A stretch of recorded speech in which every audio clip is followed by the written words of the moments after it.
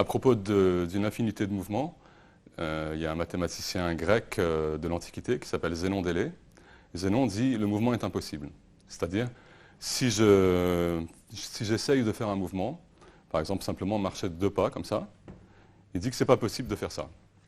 Pourquoi c'est pas possible de faire ça? Je ne l'ai pas fait donc.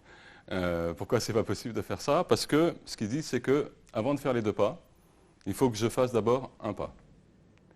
Et puis maintenant, il me reste un pas à faire, mais avant de réussir à faire le pas en question, il coupe en deux et il dit il faut que je fasse un demi-pas. Et puis une fois que j'ai fait ce demi-pas, il me reste un demi-pas à faire.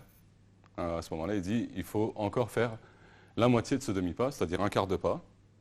Puis ensuite, la moitié de ce qui reste, il reste un quart de pas, donc un huitième de pas, un 16e de pas, un 32e de pas, etc. Et je ne réussirai jamais à poser le pied, d'après lui. Et donc je ne réussirai jamais à faire le deuxième pas, parce qu'il a découpé comme ça le mouvement en une infinité d'étapes, et donc en une infinité de mouvements élémentaires, disons. D'abord avancer d'un pas, avancer d'un demi-pas, un quart de pas, un huitième de pas, un 16e de pas, etc. Alors évidemment, Zénon se trompe, il le sait. Il sait bien que le mouvement existe, il l'a déjà rencontré, il l'a déjà fait. Il se trompe parce que quand il découpe le mouvement en une infinité d'étapes comme ça, il découpe les espaces en une infinité d'étapes, mais en même temps, il fait semblant d'oublier qu'il découpe le temps en une infinité d'étapes. Et que si j'ai mis, mettons, une seconde pour faire un pas, quand je vais faire le demi-pas qui reste à faire ici, je ne mettrai pas une seconde, je mettrai une demi-seconde. Pour le quart de pas, je mettrai un quart de seconde, etc. etc. Et donc, en fait, le mouvement est tout à fait possible.